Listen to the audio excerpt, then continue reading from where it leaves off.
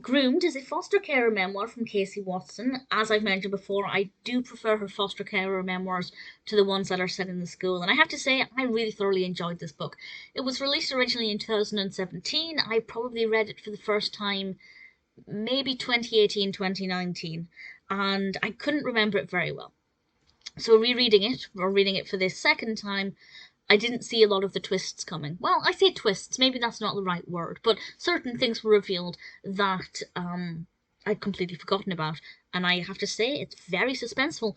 Casey and Mike are looking after a 15-year-old girl called Keeley, and Keeley arrives at Casey's house because she's ran away from her current foster home. She's been in foster care for, I think, about 5 years, and basically she's now just waiting until she turns 16 so that she can move out and live an independent life. And credit where it's due, she's a very independent person. I guess she has to have been, the way she's kind of been brought up. And she does come from a pretty horrific background where she wasn't treated very nicely as a child. Her mother was drug dependent. There were some very nasty and abusive adults in her life at the time. And I won't say too much more about that because the memoir obviously goes into a lot of detail about this, and it's quite shocking some of the time. But the point is, she's had a very difficult life, and she's a very difficult person at this point. She doesn't really care about rules, but at the same time, when I think about other foster care memoirs that deal with children or teenagers of around her age, they're often into drugs and alcohol and doing, really horrific things that they shouldn't be doing.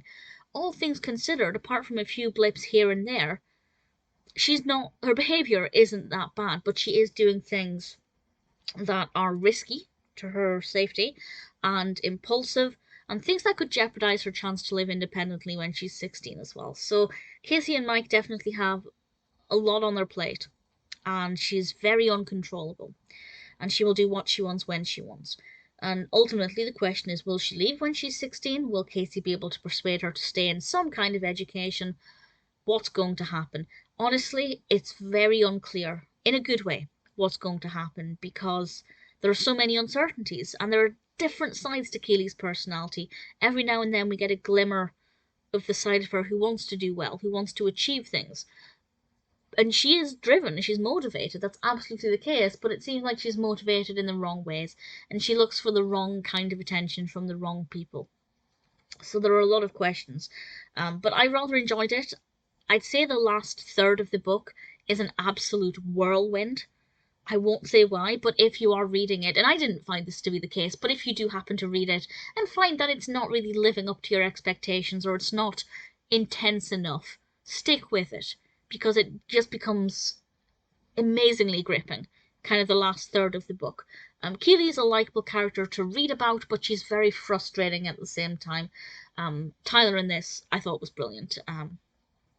Tyler is... calling him a character sounds weird. Obviously, he's based on a real person, but he's definitely one of my favourite characters in Casey Watson's books. I think he always brings a really positive and fascinating approach to things. I won't say any more about Tyler, though, just in case you're unaware of who he is in Casey's life. But I definitely recommend this. If you've never read any Casey Watson books before, this is a pretty good one to start with, actually. Now, I do recommend reading them chronologically, which is what I'm now doing this second time around, and I love it. But this is a great one to start with, because especially if you've never read any foster care memoirs, because it's quite shocking, but not so disturbing.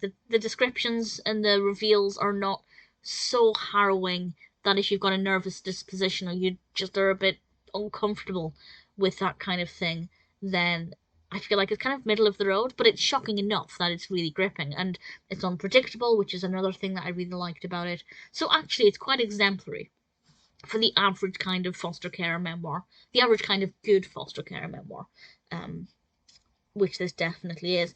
I really enjoyed it. Groomed. I don't like the title. I don't think it fits very well. I'm not saying it's completely unfitting, but I don't know, I feel like something could have been a bit better there. The title's not the best, but that's completely irrelevant to the enjoyment of the book itself. It's definitely one that I recommend.